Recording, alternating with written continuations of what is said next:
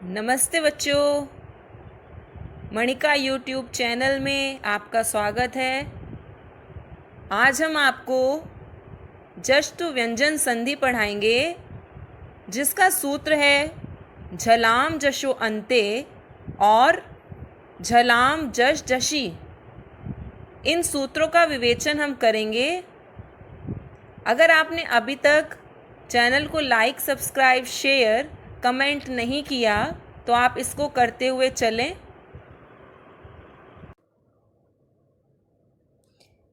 जष्ट संधि झलाम जशो अंते।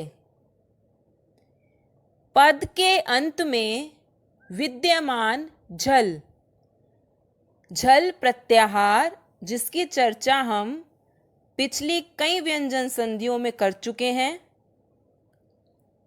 पद के अंत में विद्यमान झल के स्थान पर जश जश प्रत्याहार, जिसके अंतर्गत ज ब ग ड़ द ये सब तृतीय वर्ण हैं। जश प्रत्याहार आदेश हो। पद के अंत में विद्यमान झल के स्थान पर जश आदेश हो, यानी कि तृतीय वर्ण हो जाए। झल झल के अंतर्गत कौन कौन से वर्ण आते हैं? वर्ग के पंचम अक्षर को छोड़कर कवर्ग, चवर्ग, टवर्ग, तवर्ग, पवर्ग, इन वर्गों के पंचम अक्षरों को छोड़कर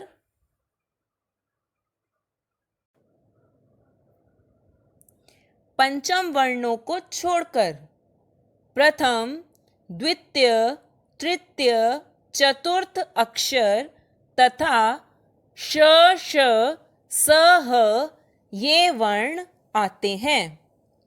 झल प्रत्याहार के अंतर्गत सभी वर्गों के पंचम अक्षर को छोड़कर पहला, दूसरा, तीसरा, चौथा अक्षर तथा श, श, स, ह ये वर्ण आते हैं। जैसे नीचे एक टेबल भी आपको बनाकर दिया हुआ है। झल यानी कि स्थानीय, आदेश यानी जश। झल में च, छ, ज, झ, श अगर ये आए तो आप ज आदेश करोगे। नेक्स्ट है प, फ, ब, भ। अगर संधि करते हुए ये अक्षर हो तो आप उसको ब में चेंज करोगे। क, ख, ग, घ, ह। अगर इनमें से कोई अक्षर होगा तो आप उसको ग में चेंज करोगे। ट, ठ, ड, ढ, श। ये होने पर आप ड आदेश करोगे। त, थ, द, ध, स। ये वर्ण होने पर आप द आदेश करोगे। ज, ब, ग, ड़, द ये सब तृतीय वर्ण हैं। जैसे क वर्ग का तृतीय वर्ण होता है ग, च वर्ण का तृतीय वर्ण होता है ज, ट वर्ण का तृतीय वर्ण होता है ड, त वर्ण का तृतीय वर्ण होता है द और प वर्ग का तृतीय वर्ण होता है ब।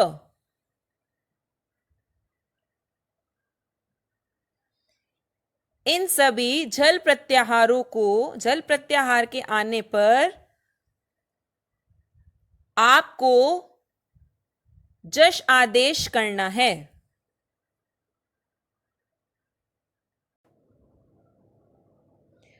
अब आप यहां देख सकते हो कि जष्ट संधि दो प्रकार की होती है। पदांत जष्टु और अपदांत जष्टु। पदांत जष्टु के उदाहरण हैं वाक धन हरि। अब यहां पर आप देखो झल प्रत्याहार यानी कि क।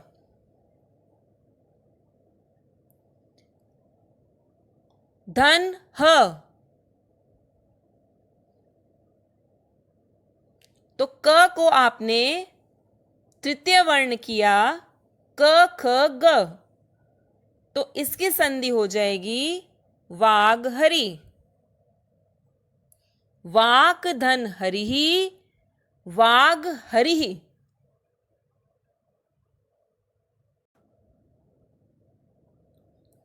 पृथक धन उच्यते। अब पृथक में आप यहां देख सकते हो कि क है और आपको आदेश जश का करना है, तो क का तृतीय वर्ण ग और उसके बाद जो स्वर दिया हुआ है उ, उसको आप ग में ही ज्वाइन कर देंगे। आपका आंसर आ जाएगा पृथगुच्यते। अच धन आदि, च छ ज और बाद में दिया हुआ है आ। च छ ज अज और आ उसमें आप ज्वाइन कर देंगे, इसका आंसर बन जाएगा अजादि। पृथक धन उच्यते, पृथक गुच्यते, अच धन आदि ही अजादि ही।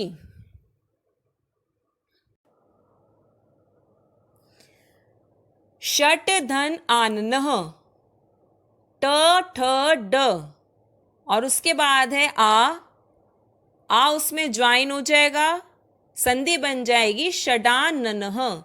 आपको तृतीय वर्ण में परिवर्तन करना है। चित्त धन आनंदः, त का तृतीय वर्ण द और उसके बाद आ दिया हुआ है, संधि बन जाएगी चिदानंदः।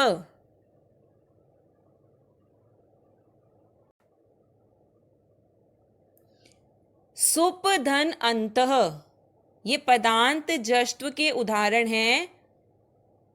पदांत जिसके रूप चलते हैं, अपदांत जिसके रूप नहीं चलते हैं।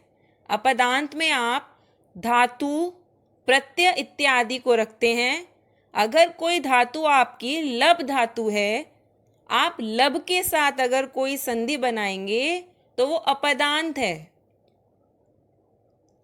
लब के रूप चलते हैं लभते, लभते हो जाने से वो आपका पद बन जाएगा।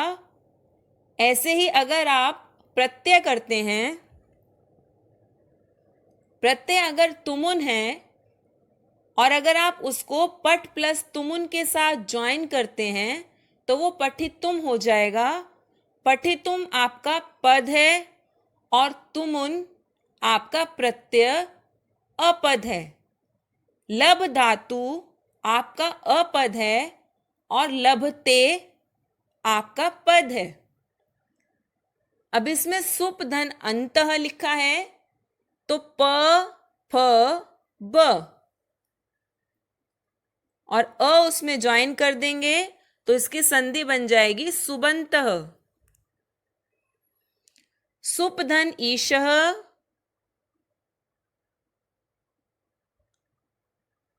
सुबीशः। प फ ब और ई उसमें ज्वाइन कर दिया, इसका आंसर आ गया सुबीशः।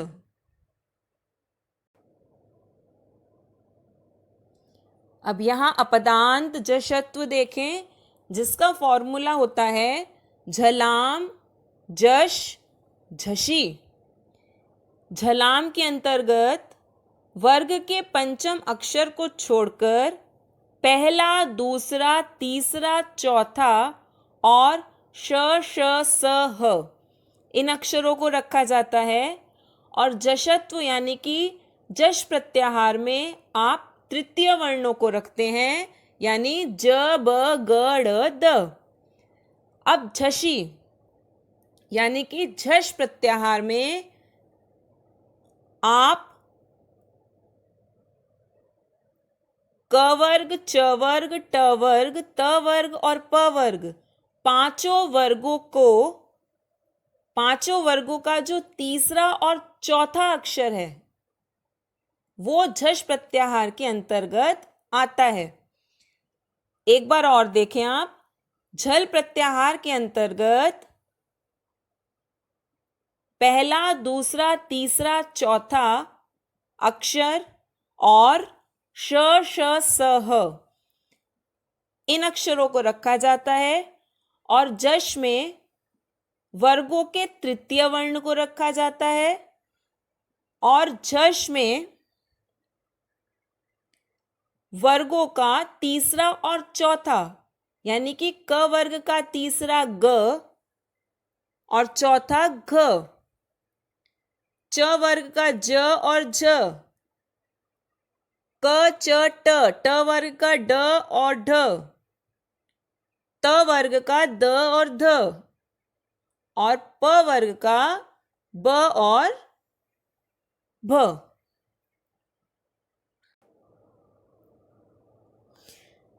एक बार आप यहां पर दोबारा देख सकते हो, झल प्रत्याहार 1, 2, 3, 4 वर्गों का 1, 2, 3, 4 और श, श, स, ह इन अक्षरों को रखा जाता है और जश प्रत्याहार के अंतर्गत तृतीय वर्णों को रखा जाता है और झष प्रत्याहार के अंतर्गत तीसरा और चौथा अक्षर रखा जाता है, वर्गों का तीसरा और चौथा। अब इसके कुछ उदाहरण देखो। जैसे फर्स्ट इसमें है दुहु धन धम। अब इसमें ह दिया हुआ है, जो हल ह जो दिया हुआ है वो झल प्रत्याहार के अंतर्गत आता है और धम में ध झष प्रत्याहार के अंतर्गत आता है। इसमें आपको दुहु का जो ह है वो आपको जश यानी कि ग में चेंज करना है। इसका टेबल मैं आपको पीछे बता चुकी हूं कि किन किन अक्षरों के आने पर आप उनको कौन से तृतीय वर्ण में चेंज करोगे। तो ह आएगा तो आपको ग में परिवर्तन करना है, क का तृतीय वर्ण। दुहु का ह झल प्रत्याहार है और ध झष प्रत्याहार के अंतर्गत आता है और इसमें आपको प्लस से पहले जो ह दिया हुआ है उसको आपको तृतीय वर्ण में परिवर्तन करना है। तो इसका आंसर आ जाएगा दुग्धम। ये अपदांत जश्त्व संधि के उदाहरण हैं।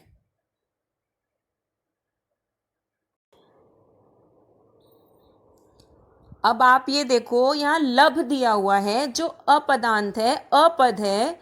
लभ धन ध। लभ में भ झल प्रत्याहार है और ध झष प्रत्याहार है और आपको उसको परिवर्तन करना है जश यानी कि तृतीय वर्ण में। तो भ, क, च, ट, त, प इनमें से किसके वर्ग का अक्षर है भ? प, फ, ब, भ, म। प वर्ग के अंतर्गत भ आता है और प वर्ग का तृतीय वर्ण ही आपको इसमें लगाना है। तो भ आपका किस में चेंज हो जाएगा? ब। भ का तृतीय वर्ण प, फ, ब, भ, म प वर्ग के अंतर्गत भ आता है, तो आप इस भ यानी कि झल प्रत्याहार के अंतर्गत जो है उसको आप प वर्ग के तृतीय वर्ण में ही परिवर्तन करोगे। तो प, फ, ब प वर्ग का तृतीय वर्ण होता है ब, तो इसका आंसर हो जाएगा लब्धः।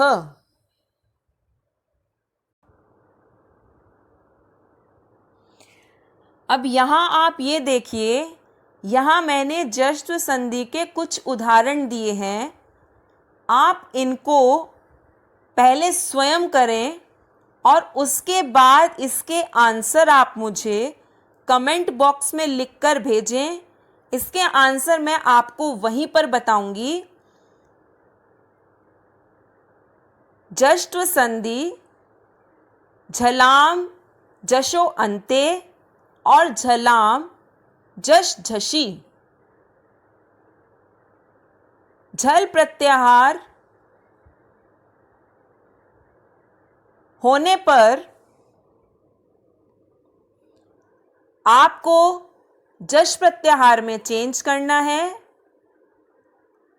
सिंपल सी बात आपकी ये है कि आपको तृतीय वर्ण में परिवर्तन करना है।